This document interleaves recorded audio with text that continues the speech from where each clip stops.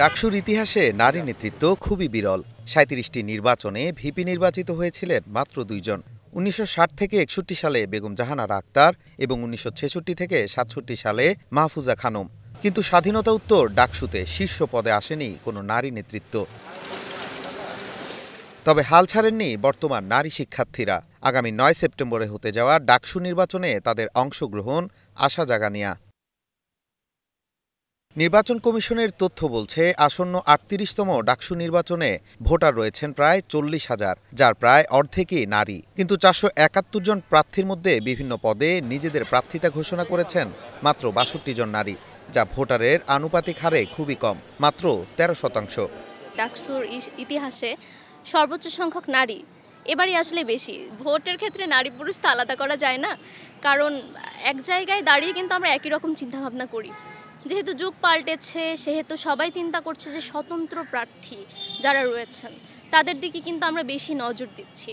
কারণ বিশ্ববিদ্যালয় যেহেতু এই যে ডাকসু নির্বাচন, এটার মানে হচ্ছে কি ছাত্রছাত্রীদের একজন প্রতিনিধি থাকবে, যে প্রতিনিধি আসলে কোনো দলের হয়ে বা কোনো এজেন্ডা বাস্তবায়ন করবে না। আমাদের যে মেয়েদের ভোট, সেগুলো নারীরা কিন্তু পাবে।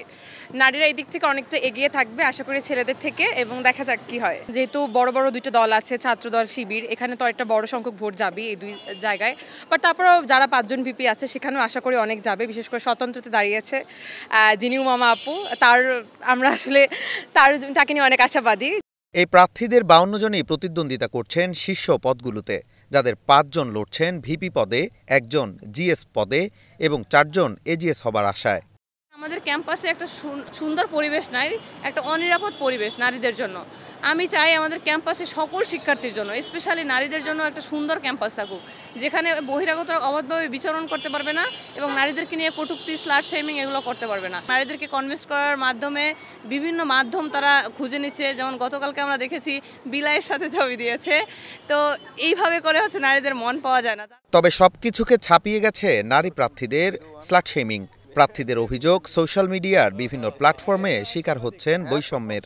প্রথম দিকেই এলিমিনেট করার জন্য নারী প্রার্থীদের এইটা করা হচ্ছে অনলাইনে, এবং অফলাইনে দেখবেন যে নারীদের হল সংখ্যা কিন্তু ছেলেদের হল সংখ্যার চেয়ে কম, প্রায় অর্ধেক। তো সেই জায়গাটাতে নারী প্রতিদ্বন্দ্বীরা কতটা প্রচার করতে পারছে, কতটা সেই ক্ষেত্রে প্রচারের ক্ষেত্রে লেভেল প্লেয়িং ফিল্ড তৈরি হচ্ছে।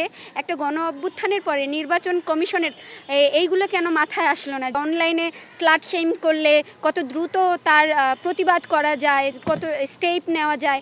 দেখবেন যে যেই গণধর্ষণের হুমকি দেওয়া হয়েছে তার শাস্তি কি হয়েছে, ৬ মাস বহিষ্কার। এটা আমার মনে হয় খুবই একটা হাস্যকর। বৈষম্য বিরোধী ছাত্র জনতার অভ্যুত্থানের পর ডাকসুরে নির্বাচনী পট পাল্টাচ্ছে বারংবার। তার মধ্যে নারী প্রার্থীদের অংশগ্রহণ উল্লেখযোগ্য হওয়ায় নারী ভোটারের ভোট নিয়ে দ্বিধায় পুরুষ প্রার্থীরা।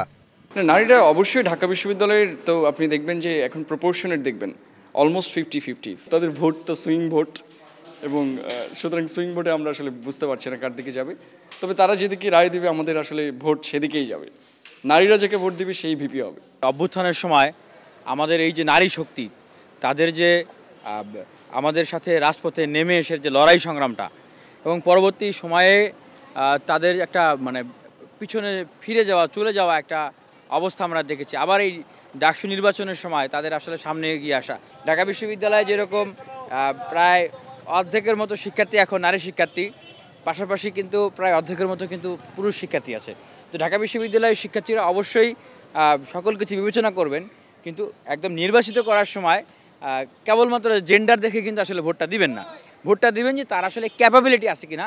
ডাকসু নির্বাচনকে বলা হয় দেশের দ্বিতীয় সংসদ নির্বাচন, আর এবারের ডাকসু নির্বাচনে বড় একটি অংশ জুড়ে রয়েছে নারী শিক্ষার্থী। পোস্টার প্রচারণা থেকে শুরু করে প্রার্থিতার তালিকায় রয়েছে নারীদের সক্রিয় উপস্থিতি, যা নারী নেতৃত্বেরও একটি গুরুত্বপূর্ণ মাইলফলক। Nazmul Hasan, star news, Dhaka.